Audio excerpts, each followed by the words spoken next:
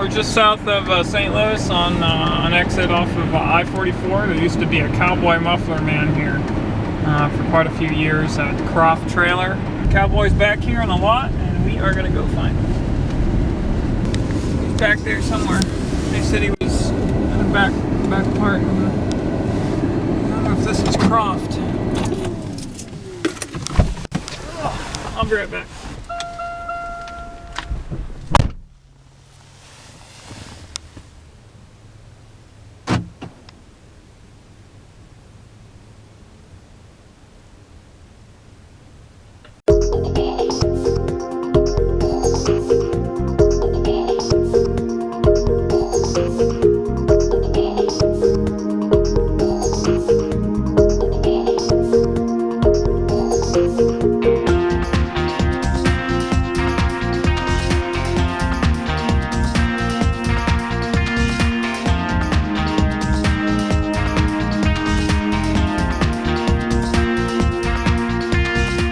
So we solved our mystery. Croft is alive and well, and here's the muffler man laying right behind the office for Croft. He's in really rough shape. He came down in the storm, and they're not sure when they're going to get him back up again, but they do want to get him repaired. He's been ripped pretty good here, and his arms are laying over there. So we just had a visit with Croft and talked to Mike, who owns the muffler man. Interestingly enough, inside the foot and the bottom, I found the name Tom spray painted. So I don't know what that is. I don't know if the guys at Fiberglass International put that there or what, but that was interesting. He's in rough shape, but he's there, and the guy has no plans to sell him. Apparently he's gotten a bunch of offers. The Phillips 66 Cowboy was born in the mid-60s when the petroleum giant became aware of international fiberglass and their larger-than-life advertising figures. It was part of a fast-moving trend in advertising where large fiberglass figures were being used to promote products and get people to stop at business locations. Phillips 66 liked the Giants and worked with International Fiberglass on a massive order of the Cowboy versions that would match their ad campaign. The slogan was, "Go with Phillips 66, the gasoline that won the West."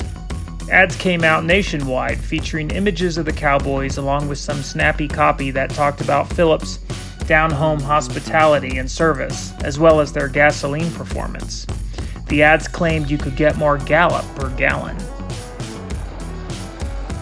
Motoring at this time in America's history was still a major recreational activity, and Phillips 66 effectively used cowboy imagery to symbolize the freedom of driving the open road.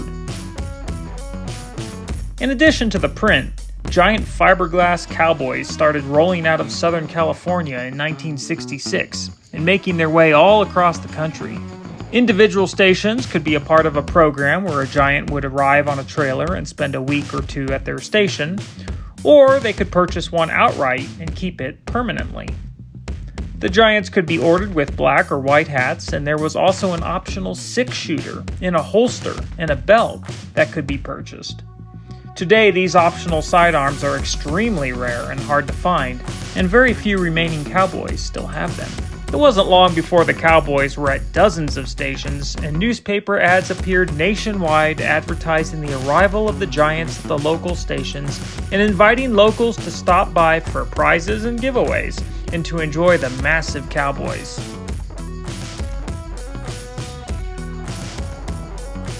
Overall, the program was a big success, and Phillips 66 aligned itself with the cowboy mystique and aiding adventurous 1960s travelers as they made their way westward. Wind was a common problem, and many cowboys took a nosedive and made the next morning's paper.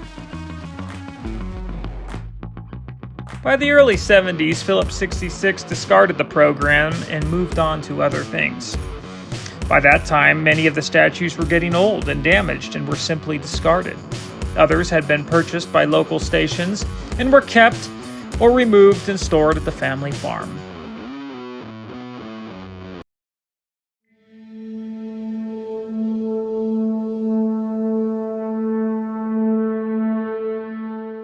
One such giant that had been used in the St. Louis area found retirement in Belleville, Illinois.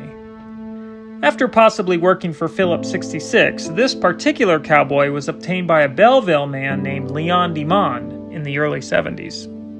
He set him up at Centerville Road at his computer store. Eventually, the giant fell into poor repair and ended up behind the business in the weeds. Leon sold the cowboy around 1988, and it was purchased by Mark Paul Auto Sales and displayed on the sales lot for 10 years. He was painted yellow during this time and also held a go-kart frame in his hands. The cowboy was then sold to Croft Trailer in 1998 and taken down by Evan Egley, who planned to set him up at a Maryland Heights location.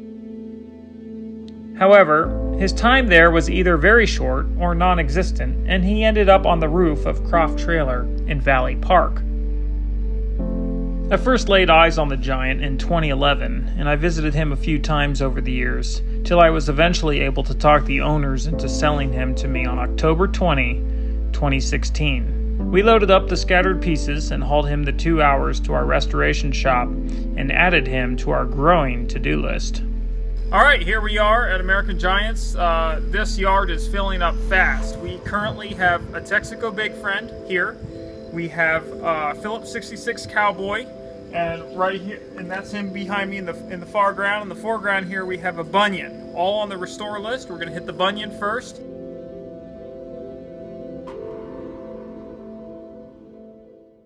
We basically can't handle the load we have right now, so we're going to drive him down to the very bottom of Illinois today and take him to a fiberglass shop down there, and they're going to see if they can help us out. We're going to have them do all the fiberglass repair, and then we're going to bring them up here, and we'll do the painting and all that ourselves, and we're going to do the cowboy hat ourselves. But let's take them down there today and see what they think and if they think they can help us out.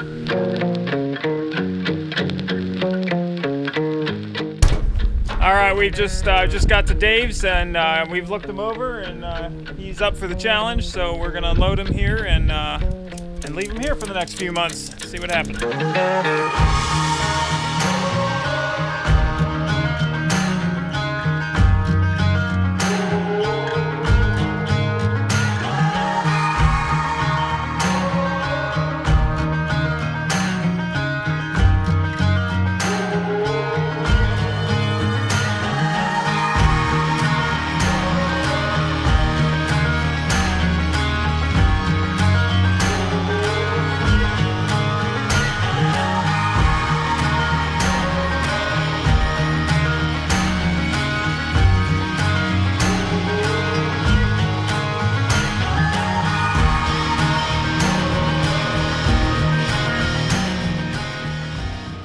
Dave here restored the Big John in Metropolis, not too far away, a year or two back. So that's good for me to know, because I know he's worked on Giants before, and that one was a lot bigger and heavier and harder than this one. So he's just going to do the fiberglass work, and then we'll haul him up to Kurt and let him take it from there.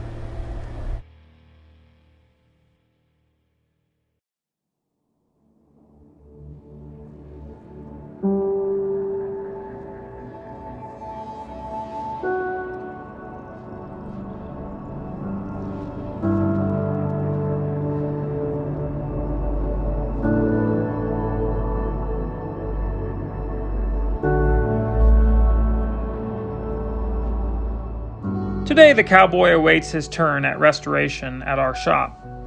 We have done some work on his hat, looking for the old Phillips 66 logo, but have found no evidence of that. An alternate theory is that this cowboy was never a part of the Phillips 66 program, and was one of the few cowboys made for other businesses.